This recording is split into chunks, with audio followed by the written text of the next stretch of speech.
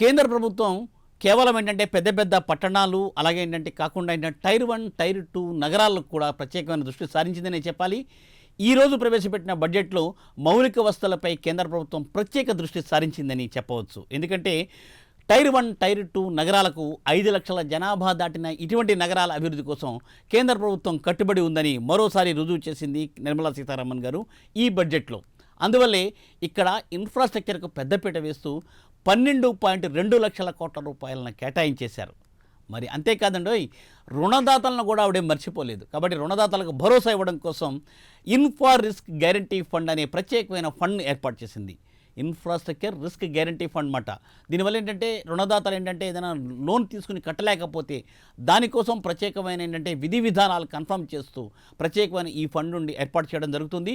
దీని విధి విధానాలు కూడా త్వరలో మనకి అందుబాటులోకి రానున్నాయి. అలాగే ఏంటంటే దంకుని సూరత్ మధ్య కొత్త డెడికేటెడ్ ఫ్లైట్ కారిడార్స్ ఏర్పాటు చేయబోతున్నారు. ఇదేంటంటే అటు తూర్పు నుండి ఇటు పడమర వరకు కలిపేలా ఈ కొత్త రవాణా వ్యవస్థ త్వరలోనే అందుబాటులో రానుంది. సో రవాణా వ్యవస్థ అన్నది చాలా కీలకం దేశ అభివృద్ధిలో.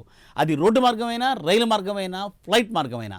మరి ఏదైనా ఏంటంటే ప్రస్తుతం ఈ బడ్జెట్లో ప్రత్యేకమైన కేటాయించిన దంకుని సూరత్ మధ్య ఈ కొత్త డెడికేటెడ్ ఫ్లైట్ కారిడార్ అటు ఈస్ట్ నుండి వెస్ట్ వరకు ప్రత్యేకమైన రవాణా సౌకర్యంగానే చెప్పచ్చు. అలాగే మరి ప్రత్యేకంగా ఒడిశా రాష్ట్రం వేదికగా రాబోయే 5 ఏళ్లలో 20 కొత్త జలమార్గాలు కూడా ఉండబోతున్నాయి. వాటిలో ఏంటంటే వారణాసి, పాట్నాలో నౌకల మరమ్మతుల కేంద్రాల ఏర్పాటు, దీనికోసం ప్రత్యేకంగా కేంద్ర ప్రభుత్వం ఏర్పాటు చేయబోతోంది. కాబట్టి ఏంటంటే ఈ కొత్త జలమార్గాల అభివృద్ధి చెందాలంటే ఏంటంటే నౌకల మరమ్మతు కేంద్రాలు కూడా ఏర్పాటు కావాలి కదా. వీటిని ఏంటంటే వారణాసి, పాట్నాల్లో ఏర్పాటు చేస్తున్నారు.